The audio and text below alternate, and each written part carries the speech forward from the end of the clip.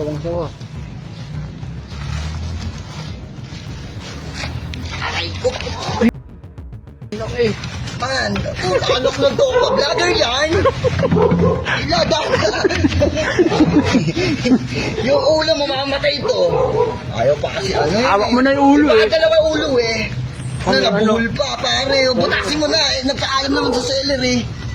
Ayun, vlog. Para siya may tawa. Isang kakaibang pangyayari ang nag-viral sa social media matapos mabigla ang isang delivery rider sa laman ng parcel na kanyang hinatid noong Biyernes ng hapon, June 26, 2026 sa Barangay San Miguel, Taguig City.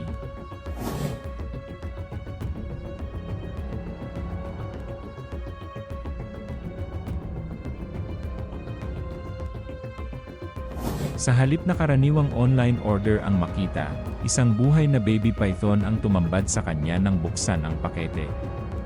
Dahil sa hindi inaasahang eksena, mabilis na kumalat ang video at umani ng iba't ibang reaksyon mula sa mga netizen.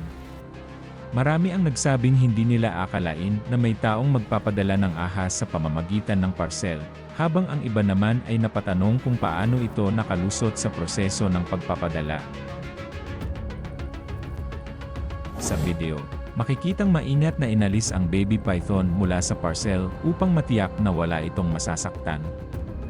Agad itong inilagay sa isang lalagyan ng tubig habang pinag-iisipan ang pinakamainam na gawin dito.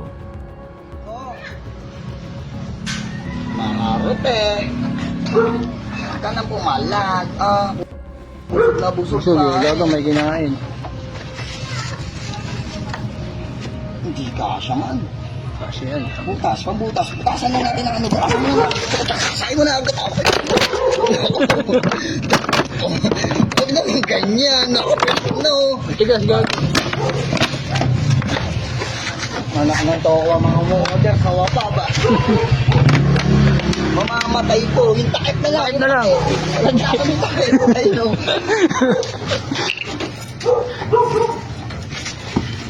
Busog na busog. Oh. Ano?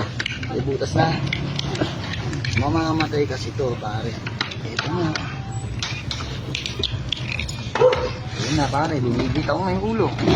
Nako. Pwede na yan. Makakataas siya pare. Perfect. Bigyan mo. Perfect. Sinasabi sa'yo man. Sa huli, napagdesisyonan na lamang itong pakawalan sa isang malayong lugar upang makabalik sa natural nitong tirahan at maiwasan ang anumang panganib sa mga residente.